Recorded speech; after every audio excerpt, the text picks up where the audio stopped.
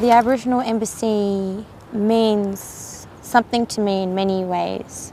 Loss, sorrow, happiness, but it's also a spiritual connection. I'm from Western Australia. Every time I come here I feel welcome. I feel like I'm right to be here.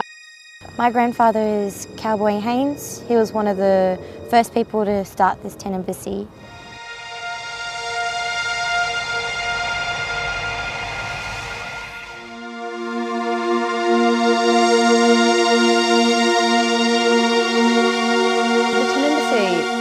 The idea for it was initiated by my dad.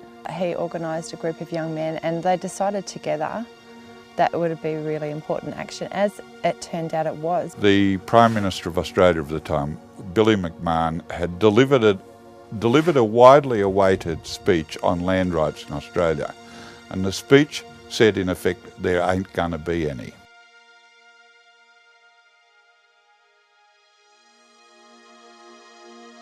They set up under a beach umbrella right in front of Parliament House. It was covered in the local newspapers, if you like, as a one-off event. Diplomats came to have a look at it. Some politicians came to have a look at it, and it acquired a status of its own. The time of white domination of the black movement is over. It's time for black people to do things for themselves and get things for themselves, because it's the only way they'll ever get anything, and we're getting it. Fairly quickly it began to annoy the politicians. There was one famous politician who said really early, it looks like a blacks camp out there, and called for it to be removed as a sort of an eyesore. And of course it was supposed to look like a blacks camp, and it was supposed to be sitting there as a reproach to white Australia. And then a policeman came out and nicely asked that they remove it now. And when people said no, suddenly from behind Parliament House marched out about 400 police in lines, and they then surrounded the embassy and moved in front of all of the television cameras, and with quite a lot of violence, the tent was pulled down.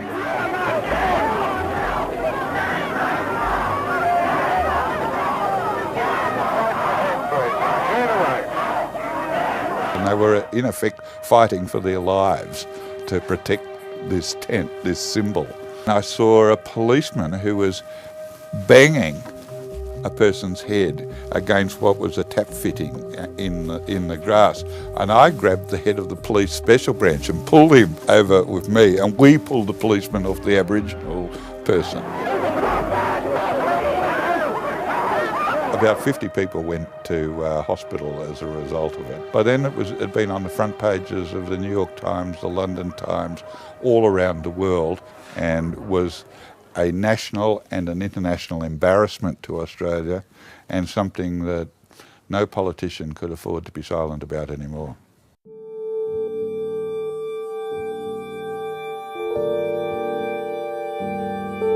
The embassy has been a platform for people to have a voice. That voice hasn't always been listened to. We've got, the highest rate of child imprisonment. We've got really high rates of deaths in custody. These issues aren't going away. We're having child removals at a higher rate now than when the Stolen Generation and Bringing Them Home report was written. It's about 14 times higher. We've got incarceration rates that are many times higher than they were even under South African apartheid.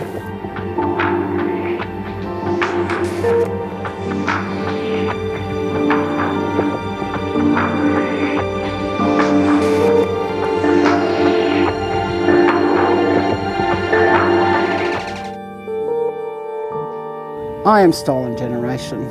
Stolen Generation people over the last 200 years have been moved, been murdered, being prostituted, being coerced, assimilated into this system. I should be in Geraldton, Western Australia, living with my family. I feel sad to be here because I like my ocean, but I have to compromise and be here to stand up for what I believe is the right thing to do to help change things. I'm here. I'm not going away until business is done. Nothing has changed. Nothing has altered. The Aboriginal Embassy is a representative office for Aboriginal people from all over Australia, from from all over this continent. We have to find a new way forward, and you know, it's actually by having a real dialogue and not just by using the power of the state against Aboriginal people to legitimise Australian occupancy. It's going to have to come from a much more profound place than that. There'll be one day when its very poverty, its very ordinariness, its very reproachfulness will be seen to have great dignity. I think it's a very special place. My grandfather had the courage to do what he did, to make this for us, the way we like it and the way we live. The future of this Aboriginal Embassy is very important because my grandfather died trying to keep this up.